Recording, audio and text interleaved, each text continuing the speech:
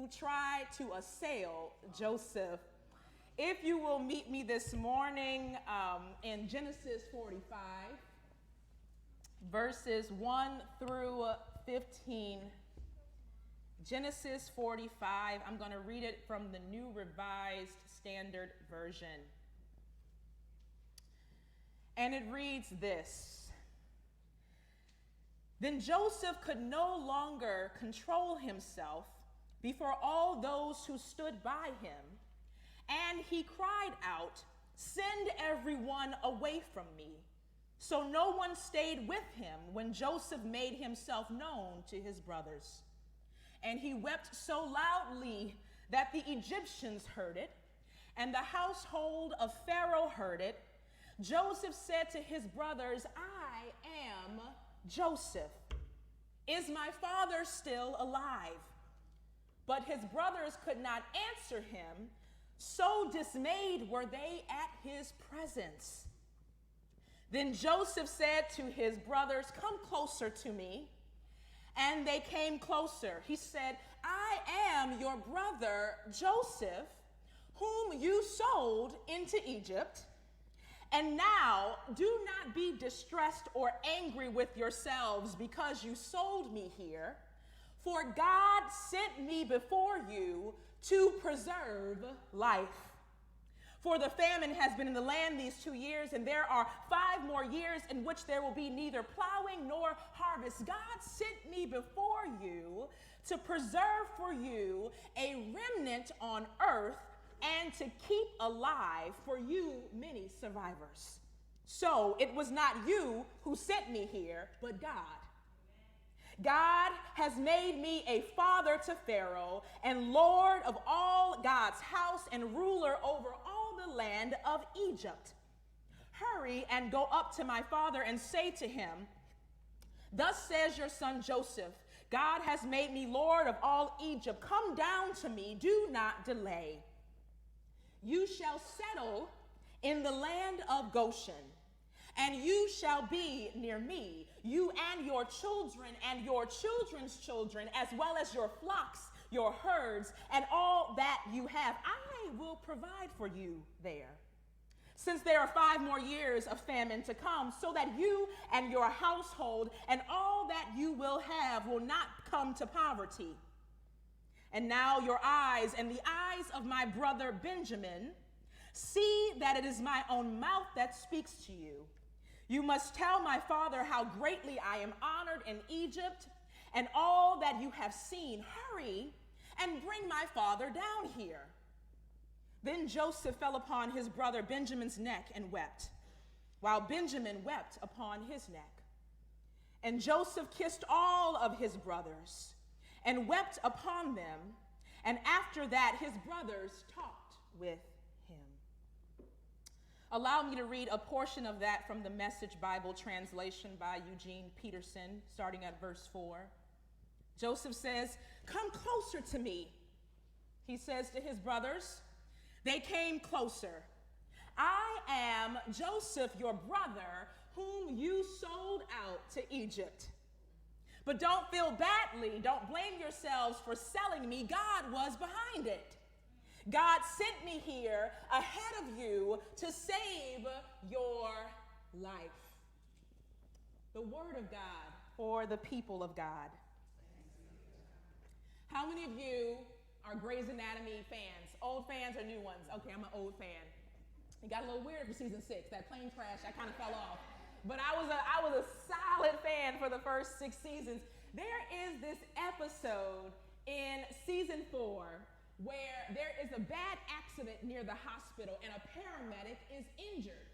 And so Dr. Bailey is sent to the room to treat the paramedic. Dr. Bailey is a black woman. She was chief resident. The paramedic was a white man. So she gets there to treat him. He's obviously in pain. He's doubled over in pain. And she goes to touch him and to lift up his shirt, and he backs away. He says, "No, you can't touch me." And she says, "Well, you're obviously in pain. Let me do my job. Let me see what's going on. What is hurting you?" He says, No, I want somebody else. Is there a man around to serve, to treat me?" And she says, "Okay, so you want a man. I'll go get you a man."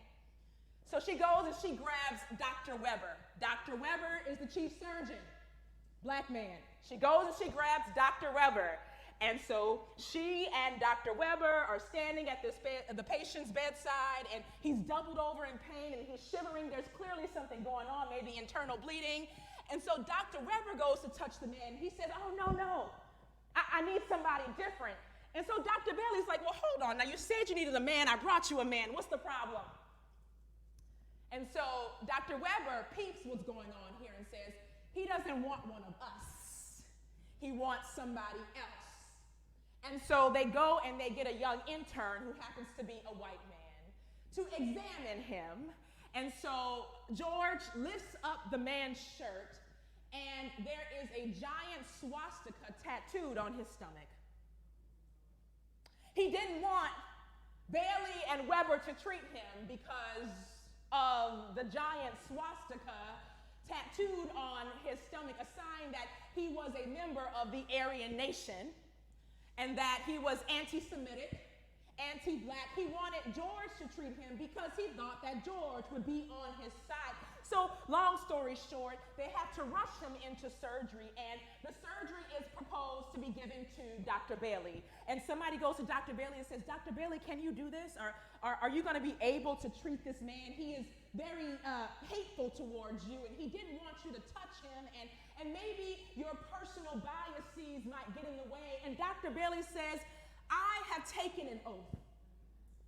The Hippocratic oath. I'm still learning medical language after all those years of watching Grey's Anatomy. She says, I have taken an oath.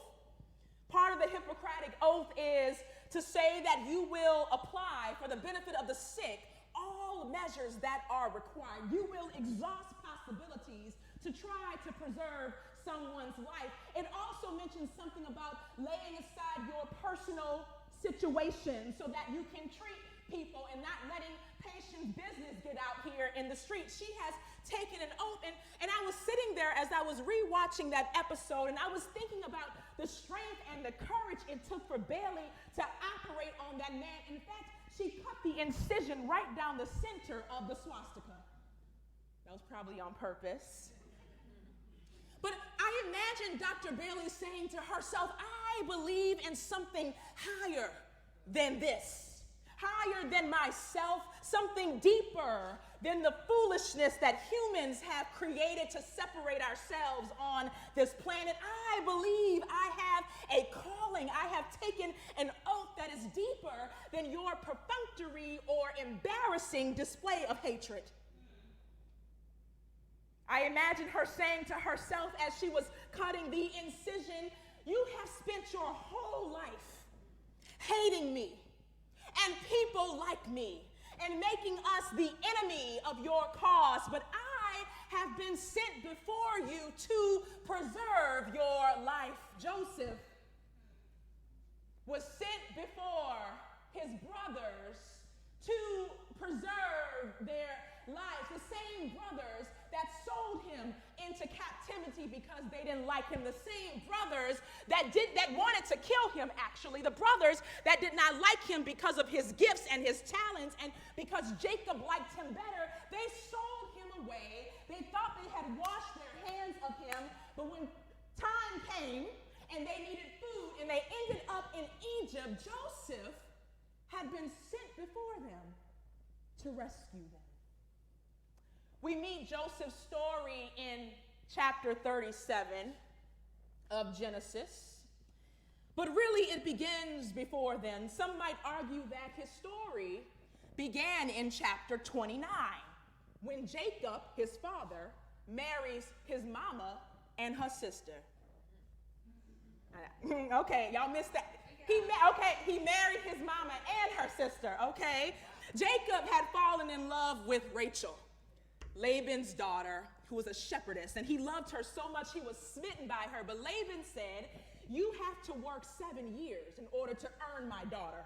You know, they gave daughters away back then. It wasn't a choice. You have to work 7 years to earn my daughter. And so Jacob slaved and served 7 years on Laban's territory. And when that time came for Laban to give over Rachel, Laban gave Leah instead, because he was trying to get rid of Leah. And so he gave Leah instead, but Jacob never forgot his pursuit for Rachel. So eventually, after making some bargains with Laban in the midnight hour, he was able to marry Rachel as well. So he was married to Rachel and Leah. They were sisters, and he loved Rachel more than Leah, but Leah was the one who was producing the children. And so an internal battle began between the sisters. Rachel, who was the loved one, but the barren one, and Leah, who was the child producer, but was not loved by her husband. There was a lot of tension going on. There was competition. There was manipulation. This might sound familiar for those of you who remember the Hagar and Sarah story. Sarah gives her mistress Hagar to her husband Abraham, and as soon as Hagar conceives a child, Sarah becomes bitter, and there's this tension between the women. It's also likened to the story of Hannah and Peninnah. Elkanah loves Hannah more, but Peninnah's the one bearing the children, so there's this tension between the women. This is a motif, a biblical motif that is carried on throughout our canon. Rachel and Leah are so competitive that not only are they counting their children, but each of them gives one of their servant women to him as well to produce children. And so I love to call the names of women who don't get their names called often, but it wasn't just Rachel and Leah that gave the sons of Jacob. It was also Zilpah and Bilhah, the servant women. And Rachel and Leah were counting those children as their own. They were in a race to see who would get more children for Jacob. Why is this all important, Pastor? This ain't got nothing to do with Joseph, right? Well, it's important because sometimes we find ourselves entangled in a web of deceit that we did not cause. Joseph wasn't even born yet when this web of entanglement began. Sometimes we are just the innocent bystanders of generational trauma and generational curses. We preached about that a few weeks ago with the Edomites and the Israelites. Joseph is an innocent bystander. By the time Rachel is finally able to conceive, Joseph is born into what this French scholar calls the wounds of discord. He is born into entanglement, a web of lies and a web of deceit, a web of foolishness and competition between sisters. Joseph, he is born loved by both of his parents, but everybody else can't stand him, and it is no fault of his own. The webs of discord, the wounds of discord that had been woven long before he was even thought of. And y'all thought y'all had family drama. I mean, some of you might, but and there is more to the story. There is more to the unraveling of the drama. There is separation, there is reconciliation, there is abuse, especially of women. But Joseph grows older, and he becomes a dreamer, a seer, a visionary. Joseph is Jacob's favorite because Joseph is Rachel's child. It did not matter that Bilhah had borne Jacob children. It did not matter that Zilpah had borne Jacob children, or even Leah. He favored Joseph because that was Rachel's baby. And his brothers hated him for it. And so he would have these dreams and be interpreting dreams, and he would try to tell his brothers what was going on, and they despised him for it. The text says, now Joseph had a dream, and when he told it to his brothers, they hated him even more. You see, the type of prophesying that Joseph was doing was not the cute stuff. God's gonna turn it around for you this year. Or God's going to give you extra wheat this year. Or God is going to give you that extra wife this year. The things that he was prophesying were things like a famine is coming. Because you see, prophets are not just predicting good futures. They are predicting that in a few years, all hell is about to break loose, and I need you to be ready for it. They didn't want that message. And so his brothers devised a scheme. Some of them wanted to kill him. But one of his brothers, Reuben, said, let's not kill him. That's too much. Let's just sell him to the Ishmaelites, their distant cousins. And so Jacob is sold into captivity in Egypt. He is sold away. His father is heartbroken. His father's favorite child is sold away. They sold him away because they had high hopes that if he could just go away, if they could just get rid of him, then their father would love them more. Their father would treat him better. Joseph ends up in Egypt. And while he is imprisoned in Egypt, he starts interpreting the Pharaoh's dreams, and he rises to power. Joseph is in prison, interpreting dreams, using his gifts, and his gifts make room for him. Even in the midst of captivity, he begins to rise to power. Joseph is having dreams in the midst of oppression, in the midst of captivity. It seems like he should not be dreaming. He shouldn't have anything to dream about. But we remember a woman named Prathia Hall who had a dream. And then Martin King adopted that dream and brought it to the March on Washington. Even in the midst of oppression, they were dreaming. Even in the midst of captivity, even in the midst of Jim Crow laws and the ugliness of the civil rights movement, they still had dreams. They still had visions for a future, and Joseph's dreams and visions for a future are what elevated him. It got him out of prison. It got him out of captivity, and before you knew it, Pharaoh had appointed him governor of the land. His brothers come to Egypt. They come to Egypt looking for food. Why? Because there was a what? He had already told them, but they were being hard-headed. There was a famine, so they come to Egypt looking for food. They don't recognize Joseph, and he recognizes them, but he treats them like a stranger. I often wonder in this first encounter with his brothers if he treated them like strangers because he just couldn't muster up the strength to fake it. I wonder if he was still hurt. I wonder if he was still grieving. I wonder after all of those years, he probably thought he had worked through it and moved around it and moved over it, but when he saw their faces, the bitterness well up in his throat. I don't know if you've been there. You think you moved through something. You done spent thousands of dollars in therapy. You like, it's been 5 years, I'm good, and then you see that person again that harmed you. Or you see that institution again that did you wrong, that wreaked havoc in your life. When your back was against the wall, they left you for dead, and all of those emotions that you thought you had talked out in therapy start coming back. They start welling up like bitterness in the back of your throat. Joseph does not reveal himself in this moment. But the next time his brothers come, in chapter 45, the writer says, he reveals himself as he weeps. He weeps aloud. All of those years of holding those emotions inside of him, perhaps his weeping was a sign of relief. Perhaps it was a sign of grief, the undealt with trauma of what his brothers did to him, how the enemy had tried to assail him, how they tried to have him killed and leave him for dead. He weeps.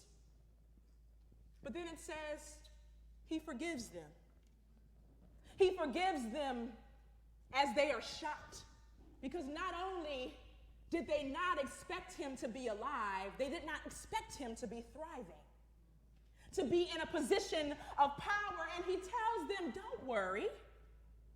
I know you are angry with yourselves because of what you did, and I know that you are shocked right now, but don't worry. God had sent me ahead of you to preserve your life.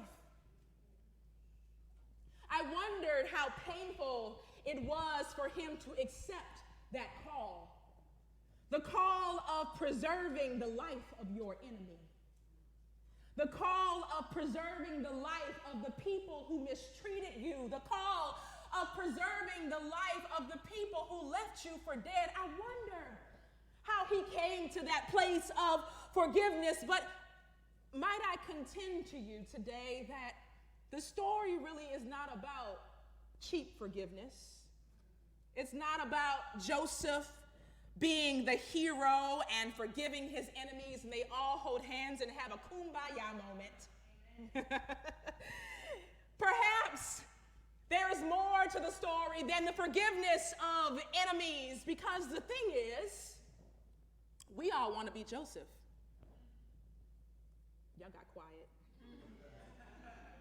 We all want to be Joseph in the story, the hero, the Joseph with the Technicolor dream coat.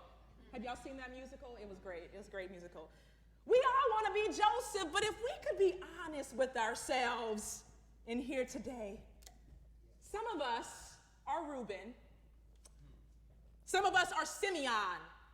Some of us are Judah. Some of us are Dan. Some of us are Asher. Some of us are Issachar. We ain't all Joseph up in here today. Some of us are the brothers who have been rescued by some folks we counted out.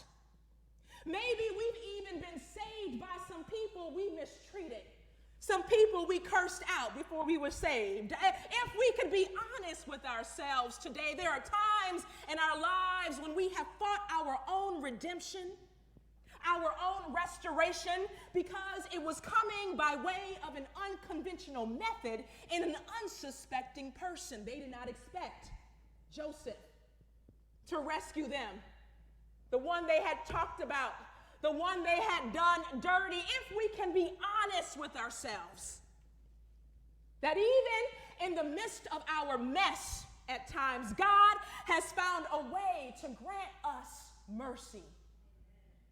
Mercy and grace. We ought to be thanking God today, not because we are Joseph. We ought to be thanking God for the times when we were his brothers and we received the unfitting mercy and the unbiased preservation at the hands of people we least expected to offer it. We ought to be thanking God for the unmerited favor. That's what grace means. Unmerited.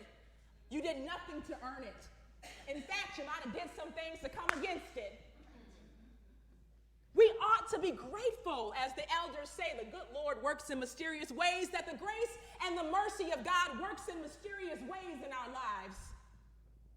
In the midst of ourselves, in the midst of our foolishness, in the midst of pushing people away because we don't like the way they look, in the midst of turning our hair because we don't like the way they sound or the way they dress. And God is saying, you are missing your grace and your mercy because the package looks different. Joseph's brothers were the recipients of unmerited favor. But might I push it one step further today before I close? I'm not convinced that Joseph was being nice to all his brothers. I'm not convinced that Joseph initially set out to preserve the life of all of his brothers. Why do I say that? Because there is only one brother mentioned by name in the text, and that is Benjamin. Who is Benjamin? Benjamin is Rachel's other son. Now, I know in some of your families, I come from a blended family. Everybody is brother and sister. Ain't no half brother, ain't no step brother, ain't no none of that. But back in the day where the matriarchal lineage was dominant, Rachel only had two children, Joseph and Benjamin. In fact, she died in childbirth, giving birth to Benjamin. So Joseph had a special affinity for his baby brother Benjamin, and that is perhaps why that's the only one that is mentioned by name in the text. Could it be possible that Joseph wanted to save his baby brother's life, and that the other 10 just happened to be in proximity to the overflow of the blessing? I don't know who that's for today, but some of us have been blessed with the grace and mercy of God because we have been in proximity to the real recipient. Benjamin, perhaps, was the real, I'm not trying to put any words in Joseph's mouth. He can't defend himself. But Benjamin might have been the one he was trying to save, and he knew he couldn't do that unless he took the other 10 and said, come on, y'all bring your children and your cattle and everything over here. But he was kissing Benjamin. He kissed his neck, and Benjamin wept on his shoulder. There was a connection, and the rest just happened to be a part of the overflow. What I call the overflow experience, the overflow effect. I am so grateful for the moments in my life when I was the recipient of preservation and of care because I just happened to be standing next to the right person. This is why it's so important to know who you are connected to, that God's grace and God's mercy, when it pours in, the psalmist writes in Psalm 23, my cup runneth over. That when God's grace and mercy and assurance pour in, your cup runs over, and everybody who is connected to you gets a little bit of God's grace and a little bit of God's mercy. Joseph was sent before them to preserve their lives. Dr. Bailey was sent before that knucklehead to preserve his life, and he didn't even know it until after the surgery was over. He realized that she had laid aside her biases, that his preservation was unbiased because she had committed herself to something deeper, something beyond, something stronger, and that is the grace and the mercy of God. And so might I suggest today, for all of us in here who can be honest with ourselves about the unbiased graces and mercies that we see day by day. Some of us are living in the overflow from 30 years ago, 60 years ago. The graces and the mercies that have kept us, might I suggest that we be a part of the movement that pays it forward. You know how you go to Starbucks and somebody took care of your coffee, you take care of it? Pay it forward. That God has called us to be hands and feet, heart, mind, soul, so that we can pay God's graces and God's mercies forward for the sake of life and liberation. I have been sent before you to preserve your life. The song says, your grace and mercy has brought me through. I'm living in this moment because of you. I want to thank you and praise you too.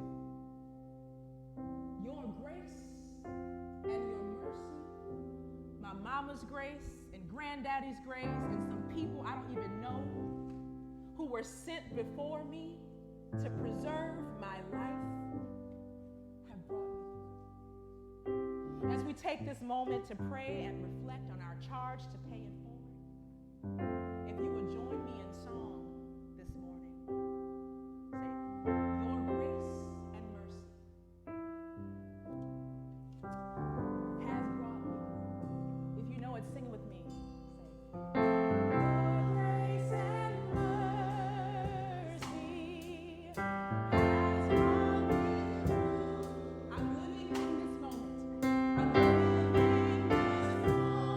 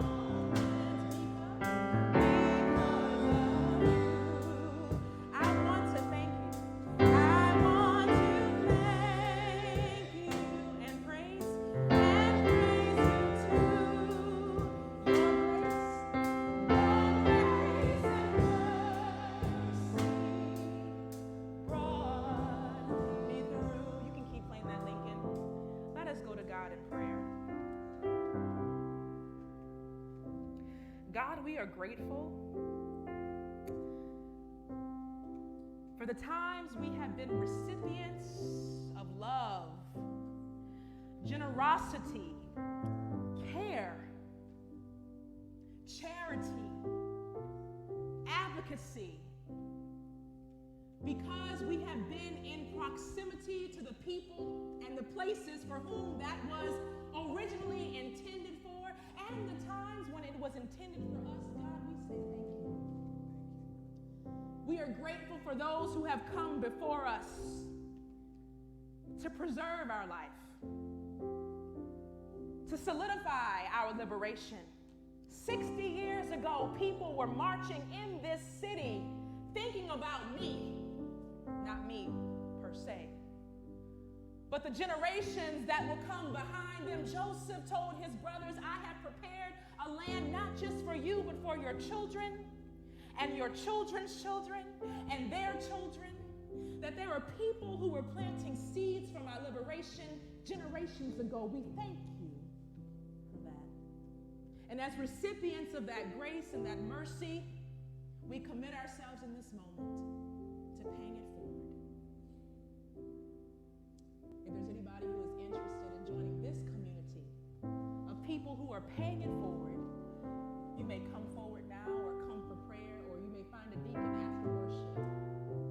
But commit yourself, regardless to where you go to church, what clubs you're a part of, where you work, to paying the grace and mercy of God forward in someone's life. Sing with me again. Your grace and mercy.